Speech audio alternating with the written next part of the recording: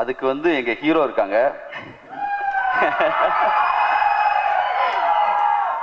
அவங்க பாடின பாட்டு கேளுங்க, அவங்க மேடை வச்சு பாட வச்சு கேளுங்க. கண்டிப்பா ஒரு சிங்கர், அதாவது என்னன்னா ஒரு ப்ரொஃபஷனலா ஒரு சிங்கர் பாட வேண்டிய ஒரு பாட்டை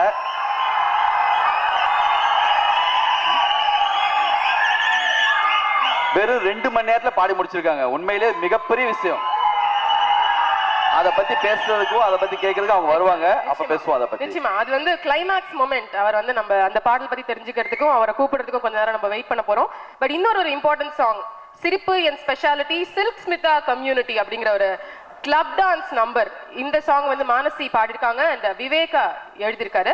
இது வந்து ஒரு பெரிய செட்ல கிட்டத்தட்ட வந்து 1 கோடி செலவழிச்சு ஒரு மிகப்பெரிய மாபெரும் செட்ல வந்து இந்த பாடல வந்து நீங்க ஷூட் பண்ணிருக்கீங்க. அண்ட் சித்ரங்கதா சிங் பாலிவுட்ல பெரிய ஹீரோயின், அவங்கள வரவழைச்சிருக்கீங்க.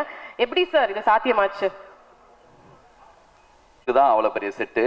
ஓ, இது வந்து செட்டு வந்து ஆல்ரெடி இருந்த இடத்துல நாங்க சின்னதா பெருசா ராஜமன் சார் ஒன்று கிரியேட் பண்ணி கொடுத்தாரு.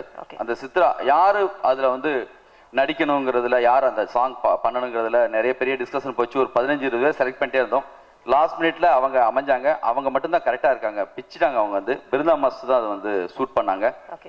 எனக்கு இந்த படத்துல பிடிச்ச மிக முக்கியமான பாட்டு, லிரிக்ஸ் வந்து எனக்கு அவ்வளவு பிடிக்கும். அதை பத்தி விவேகா சொல்லுவார்.